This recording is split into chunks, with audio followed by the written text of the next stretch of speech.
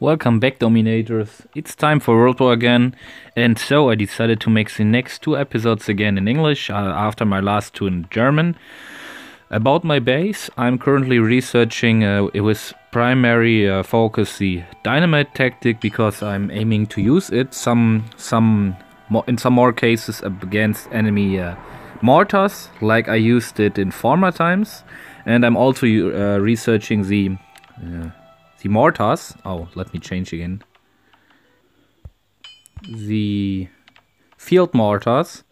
Afterwards, I only have to do the medium tank. And let me tell you something about my defense log. I was right around 1000 medals, and I went offline with ridiculous high amounts of food and gold each. So in total, significantly more than 5 million of bows stored, and I did not get attacked for a whole lot of time, even without blessings, so I felt some kind of comfortable. But now again I recognized how important oil is in the game, especially in the later ages, and even with very tiny amounts of gold and food, but with probably some high amounts of oil, so above 90,000, I'm getting attacked really rapidly, very often, and also getting destroyed completely by some atomic age guys. So you see over here, only raiding my oil, complete destruction, oil raiding, complete destruction, and so on. This is only because of my oil, and I lost about, I don't know, 12,000, 13,000 oil. Even my oil blessings could not compensate this. So I'm really waiting for getting my next tactic ready, so that I have another slot in the armory ready to research my planes, because when I get the next slot in the armory ready, I can go for the 30,000 oil I'm missing. So about 22,000 oil missing, because I have 8,000 stored in my vault to raid before I can upgrade my planes. And next time I really skipped this upgrading of my planes. I don't know why. Probably because it's so expensive. I also finished the research, like most of you I think will have done, about where it is, Amelia Earhart over here, about the upgrade cost for the planes, which cost also really a lot. The last stage cost about 100,000 oil, but now I get some decrease of 25% of all costs for my plane upgrades. Also, the last mortar is upgrading. I took use of the last event and upgraded my air defense for half the price, and I'm also upgrading 2 of my oil drill towers. So let's look right into the World War. So we are in World War against some Russian, Ukrainian, I don't know, some alliance which is obviously, I think, speaking or using Cyrillic language. Some of the very few attacks also hit my base. I'm ranked at number 3. I have 2 defense coalitions, level 4 and level 5 active, and enemy number 7 attacked me without any offense coalition. Like we can see over here, most of the enemy troops from number 7 are atomic age max, except for the healing cards, which ridiculously, I think they are at medieval stage, I don't know. So we can pretty obviously see that this is quite some rusher who got only 1 star at my base. I got assigned to enemy number 5 as well as enemy number 6. I am ranked at 3, so over here this system is getting used, in which our number 1 takes enemy number 1 and 2, 2 takes 3 and 4, I at number 3 take 5 and 6, and so on, which seems to be a pretty economic system, but I mentioned it in earlier videos several times. It seems economical, but there is no room or no area for mistake or for failure. So this means if some of the higher players struggle and are unable to get 5 stars at a base, there is really high chance that there is nobody else remaining who can take 5 stars at the base. So the system in total is really unstable. Therefore, I decided to unofficially skip my enemy number 6. I don't tell the alliance anything. I will wait. I will just wait how the other players are behaving. You can see enemy number 6 is a pretty conventional layout, and I don't want to be arrogant or something like this, but I think at least every industrial player who thinks he's quite a good attacker should do this this layout very, very easily. Therefore, I decided to only do my attack at enemy number 5 and wait with my second attack, probably because I think at higher players our alliance will have some more problems, so that I can help out over there and another industrial, probably global, can take my number 6 instead. Here's the reason for my decision. You can see it's pretty obvious, I think. Enemy number 5 has a definitely severe layout. We see some atomic age player who is obviously rushed, but nevertheless we have 2 global tank depots, 1 industrial tank depot. I don't know where the 4th one is. Also we have 2 very strong hit point buildings exposed at 6 o'clock. Here we have the 4th stable, not to mention. We have 3 sniper towers, not very high leveled. Also the air defense is really marginal. But in total we have some, I would call it conventional maze layout. What makes me a little bit riddle or struggle is that from this side, and also from this side, we cannot reach the town center above the walls, only from this side. So it makes looks this point over here really attractive to attack the base. But also here could be some traps inside or between the towers. You can also pretty good see that most of the buildings are connected to the town center. This is obviously, I think, due to the radar research which has been done by this player, so we have to calculate with 15% increased damage of most of the defensive structures inside this base. But for example, these roads over here are not connected to the town center, so they are some kind of bluff or whatever, because they are not gaining any more damage. They are only here to make it look like some very good road connected layout. But nevertheless, here could be some traps which I cannot anticipate, but because of 1, 2, 3, 4 entries, 5, 6, 7, 8 entries, I'm really calculating or anticipating most of the traps in the entrances, because it would be a high risk to have these entrances without any traps. Therefore I will go the risky method, using 1 wall breaker over here, then also all of my rest troops, or over here probably, all of my rest troops, and rallying right inside, using my blitzkrieg also at the very center to get all of the defense buildings at once. I think I also have strength of the gladiator. I'm not pretty sure. I have wasted one of them in some recent attacks. Sabotage I can pretty good use somewhere over here. I don't know. I think I will use it later on over here and put a decoy over here to get the mortar distracted. And then let's see how my troops will continue. Hopefully we will get 5 stars over here. I have to remain to the exposed oil refinery as well as the vault.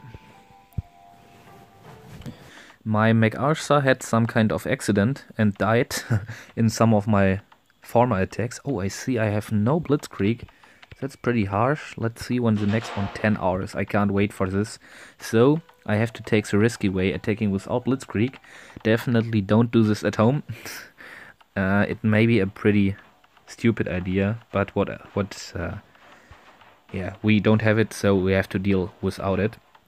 Alliance troops pretty common. We have Churchill with us, so the strongest general. All of the other composition is also pretty similar to my ordinary composition, except for the wall miner, which I'm only taking in some exceptions. Double check enemy number 5.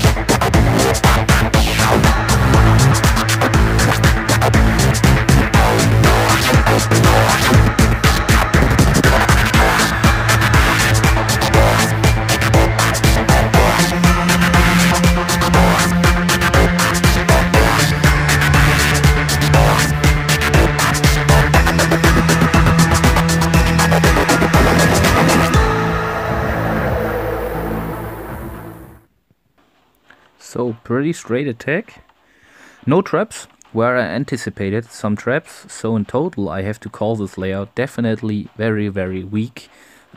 We have 3 out of 4 flanks, like you have seen probably in my analysis, which were reinforced, so we could not enter the town center or shoot at the town center from above the walls. So only one flank, which was really, really attractive for every attacker probably to attack, from which we could attack the town center right over the walls. So having such an attractive flank at your base and don't covering it with some traps is definitely an obvious weakness.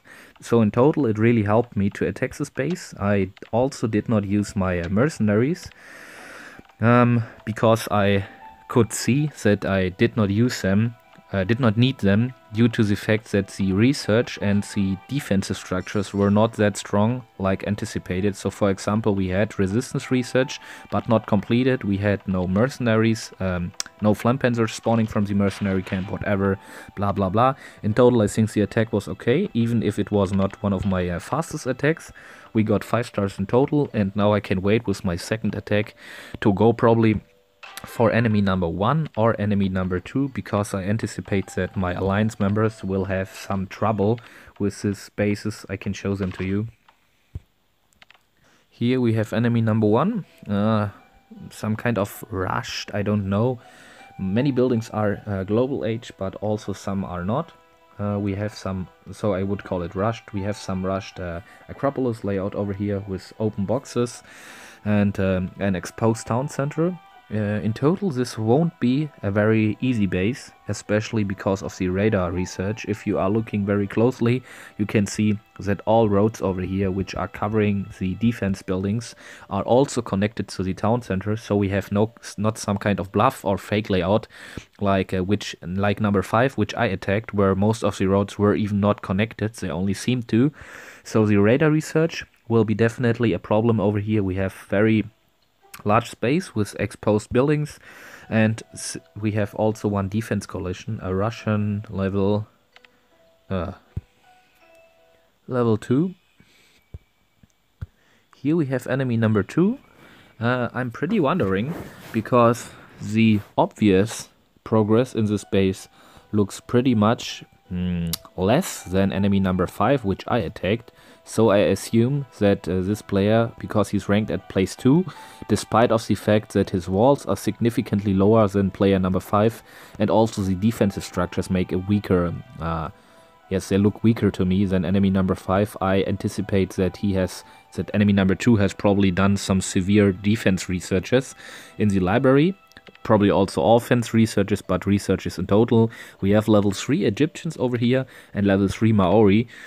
So some kind of a harder adversary.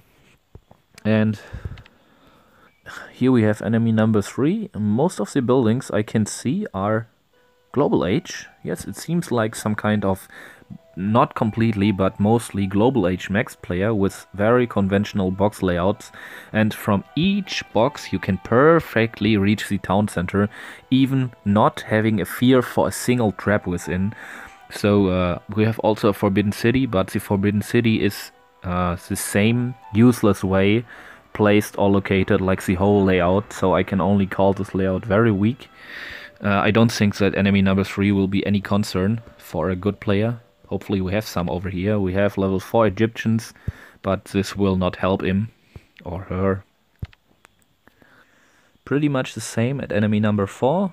We can also see many global age buildings, but a very senseless layout in total.